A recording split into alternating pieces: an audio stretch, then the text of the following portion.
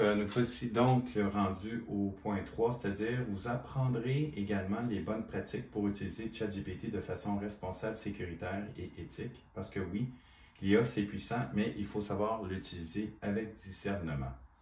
Donc, dans un premier temps, protégez vos données personnelles et celles des autres. Bien, justement, dans cette formation, on vous apprend à ne jamais partager d'informations sensibles à vos requêtes. Donc, chaque prompt doit être rédigé avec prudence, dans un cadre sécuritaire et dans le respect de la confidentialité. Exemple, évitez d'écrire « Peux-tu rédiger une lettre pour mon client Jean Tremblay qui habite au 125 rue avec son numéro de téléphone et tant qu'à faire avec son numéro d'assurance sociale, sa carte d'assurance maladie. » Vous devriez plutôt remplacer par « Peux-tu me donner un modèle de lettre professionnelle destiné à un client important, nommé Monsieur, mettons, Jean ou X. » Mais vous savez que ce n'est pas Monsieur Jean ou justement, ce n'est pas Monsieur X. Donc, en deux, vérifier et valider l'information. Donc, ChatGPT est un puissant assistant, mais il peut se tromper ou simplifier des concepts. Vous développerez le réflexe de toujours croiser les réponses avec des sources fiables, d'exercer votre esprit critique et d'apprendre à reformuler vos demandes pour obtenir des résultats plus précis et pertinents.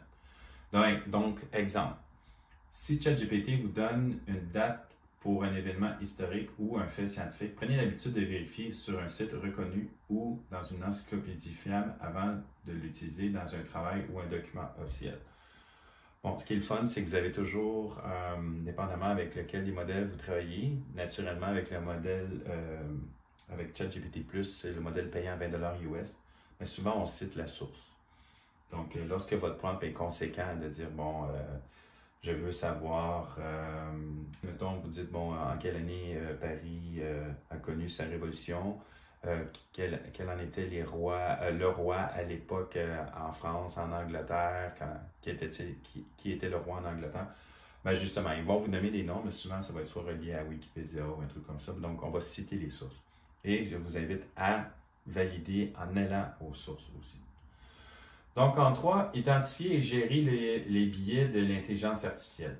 Donc, vous serez sensibilisé au fait que l'IA, aussi avancée soit-elle, reste entraînée sur des données humaines qui contiennent parfois des biais.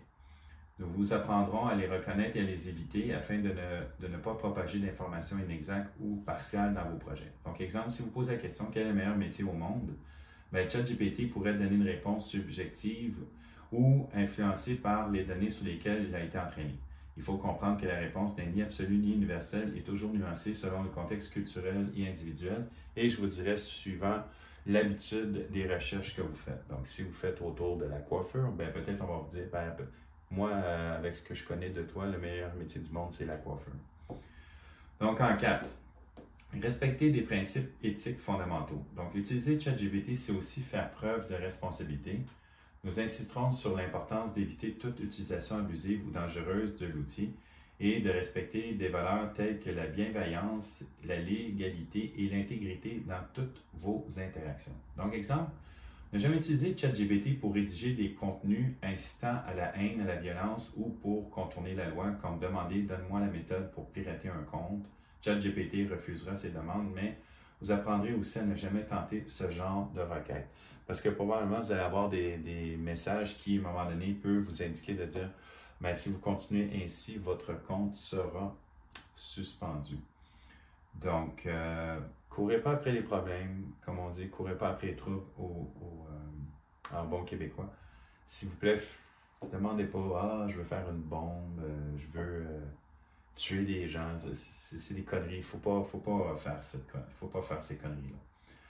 OK, donc en 5, développer un esprit critique et autonome.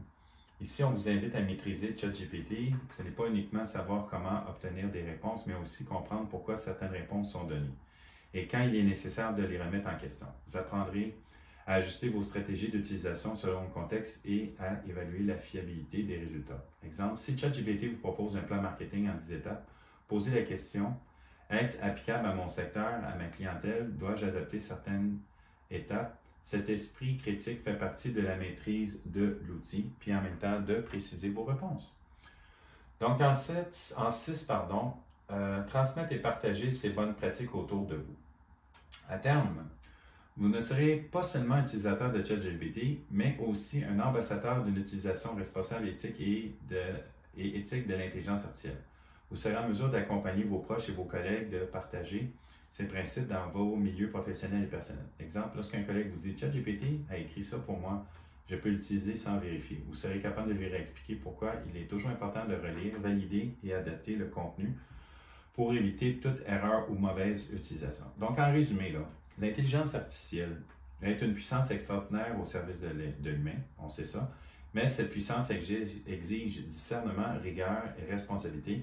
Et c'est exactement ce que cette formation va vous transmettre avec des conseils concrets et des exemples applicables dès aujourd'hui. Donc, pour en revenir au niveau de l'éthique de la sécurité, c'est sûr, il y a des IA qui existent, qui sont un petit peu moins rigides. En même temps, vous pourrez créer des fois des images un petit peu plus osées avec certaines autres IA existantes. Je ne veux pas en faire vraiment le partage ici, mais oui, il y a des IA qui sont un petit peu plus flexibles. Et vous y allez avec discernement. Dans le tantôt où vous n'êtes pas diffamatoire, vous savez, il y a humour et humour.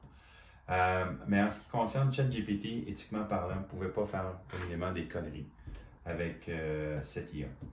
Donc, c'est ici que prend fin ce vidéo-ci.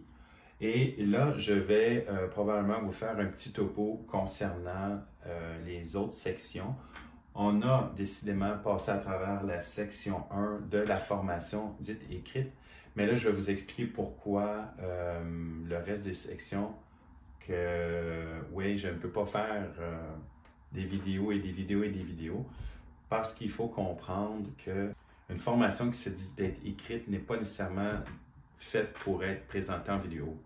Parce que vous êtes chanceux, la formation est assez volumineuse, mais le vidéo suivant va vous présenter, on va faire un survol de la fameuse formation écrite avec sa table des matières.